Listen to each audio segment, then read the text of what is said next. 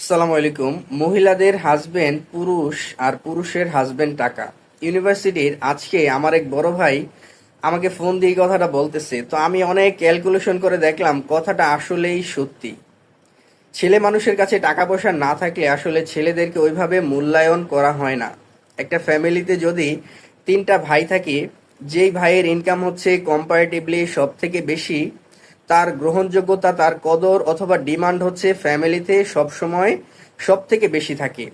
Even আমাদের সোসাইটিতে যাদের যাদের ইনকাম হচ্ছে বেশি, তাদের অ্যাকসেপ্টেন্স হতে পারে এটা বৈধ অথবা অবৈধ উপায়ে ইনকাম, তাদের গ্রহণযোগ্যতা বা অ্যাকসেপ্টেন্স সব সময় বেশি থাকে।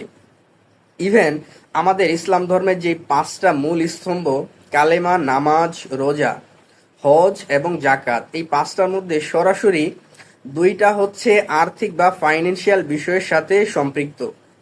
আপনার কাছে যদি সাফিসিয়েন্ট টাকা না থাকে, আপনি কখনো জাকাত দিতে পারবেন না। আপনার কাছে যদি সাফিসিয়েন্ট টাকা না থাকে, আপনি কখনো হজে যেতে পারবেন না।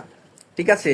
ইভেন মানুষের ছোট ছোট বেশ কিছু শখ থাকে, যেমন আমি ছোট একটা বাগান করব, তারপর হচ্ছে আমি দেশ অথবা দেশের বাইরে কোথাও ঘুরতে যাব, অথবা আমার পছন্দের একটা খাবার আমি কোথাও বাইরে কোথাও খেতে যাব। এখন আপনার কাছে যদি টাকা পয়সা না থাকে, এটা আসলে কোনোভাবেই সম্ভব না। সো সবাই ভালো থাকবেন, সুস্থ থাকবেন। ধন্যবাদ সবাইকে।